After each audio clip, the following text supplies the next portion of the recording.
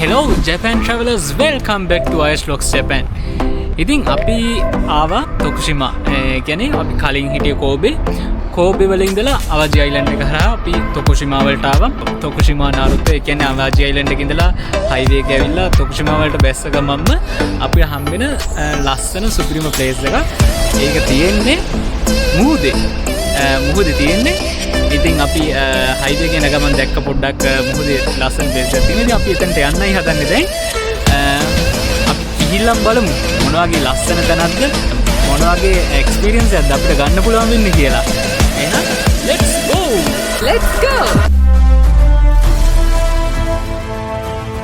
මේ තියෙන්නේ අවාජි අයිලන්ඩ් එකයි තොකුෂිමා අයිලන්ඩ් එකයි යා කරන නාරුතෝ බ්‍රිජ් එක. ඉතින් මේ බ්‍රිජ් එකත් ජපානයේ තියෙන විශාලතම බ්‍රිජ් වලින් එකක්. ඉතින් මේ පාලම යටින් ගලාගෙන යන්නේ ගංගාවක් නෙවෙයි. මේ පාලම යට තමයි සෙතෝ ඉන්ලෑන්ඩ් සී එකයි පැසිෆික් ඕෂන් එකයි එකට හම්බ වෙන්නේ. ඉතින් හයි ටයිඩ් එකත් එක්ක මෙතන නිර්මාණය වෙනවා ලෝකේ පවර්ෆුල්ම වර්ල්පූල් වලින් එකක්. ඉතින් ක්‍රූස් එකක අපිත් එක්ක මේ නාරුතෝ පවර්ෆුල්ම වර්ල්පූල් එක බලන්න යන්න ඔයාලා ලෑස්තිද?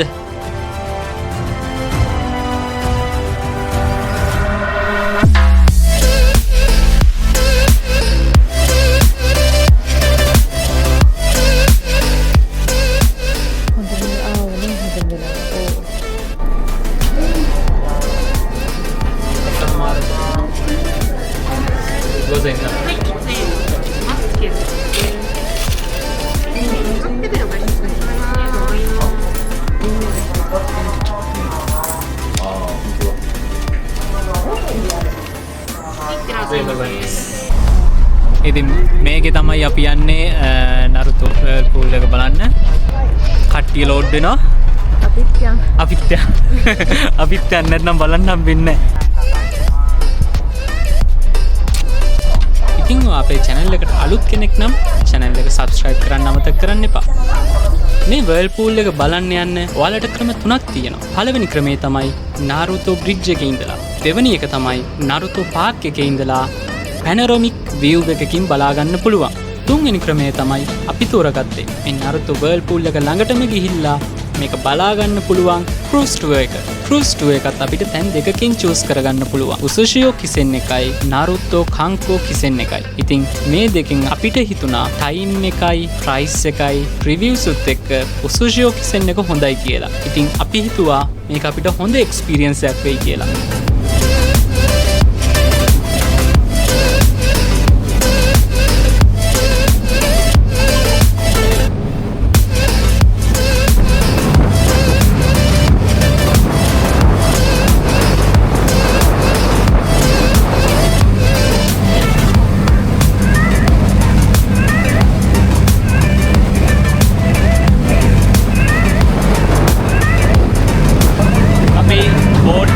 යන ගමන් ඉන්නේ නාරුතෝ වර්ල්පූල් එක බලන්න.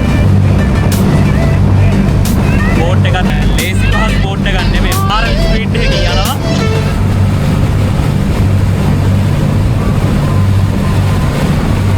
අර ඈතින් පේන්නේ අවාජි අයිලන්ඩ් එක. අපි කෝබේ වල ඉඳලා අවාජි අයිලන්ඩ් එකේ පැයකමාරක් වගේ ආවේ. පැයකමාරක් වගේ රයිඩ් එකකින් ආව නාරුතෝ වලට. අපි ප්ලේස් එකට ලං වෙනවා.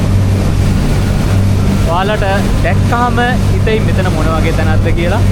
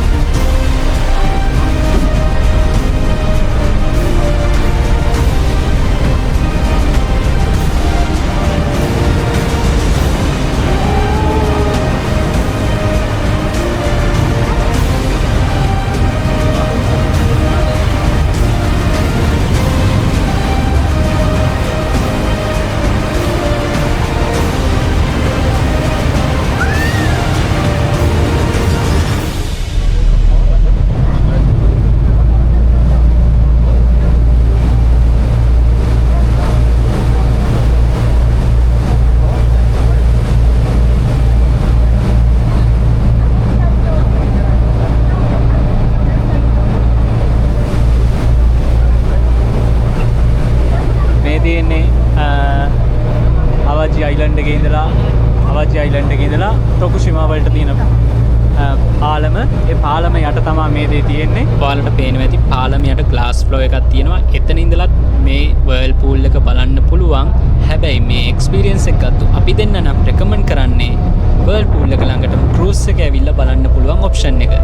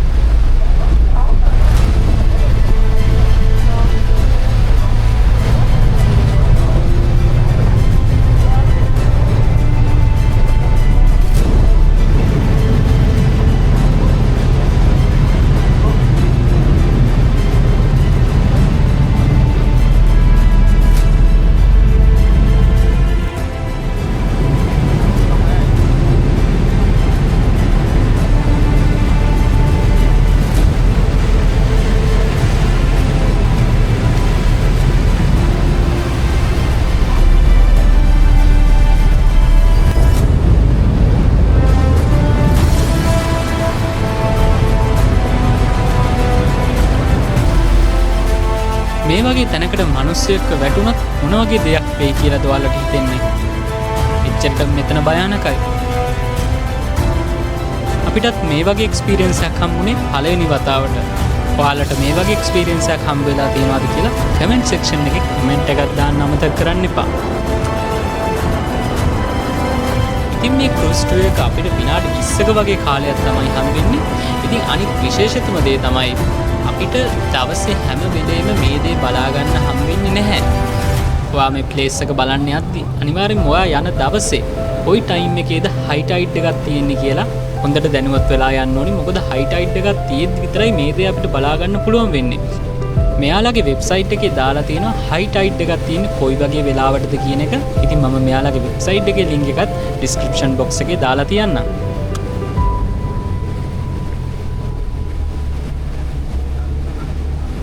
ඉතින් අපේ ක්‍රූස් එක ආයෙත් පෝට් එකට යද්දි තමයි අපි දැක්කේ සෙතෝ ඉන්ලෑන්ඩ් සී එකේ ඉඳලා පැසිෆික් ඕෂන් එකට හයි ටයිඩ් එකක් හින්දා කොච්චර වතුර ප්‍රමාණයක් මෙතනින් යනවද කියන එක.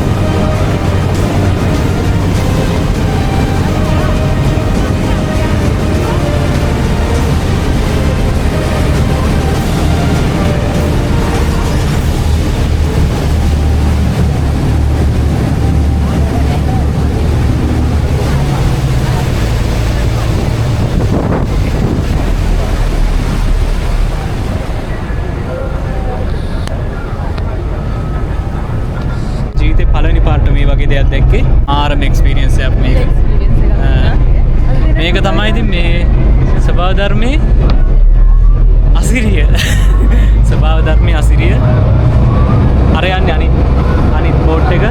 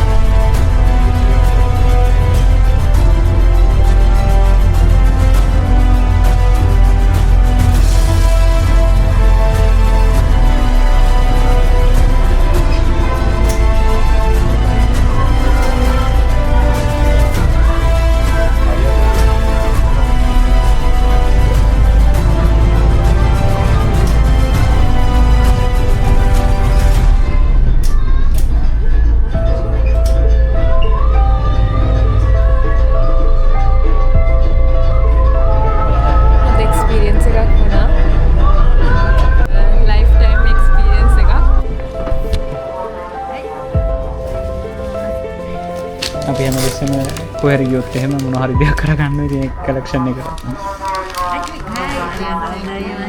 හරියද සයිමන්? ඉතින් ඊළඟ වීඩියෝ එකෙන් නැවත හමු වෙන බලාපොරොත්තුවෙන් අදට සමුගන්නවා. සයනාරා.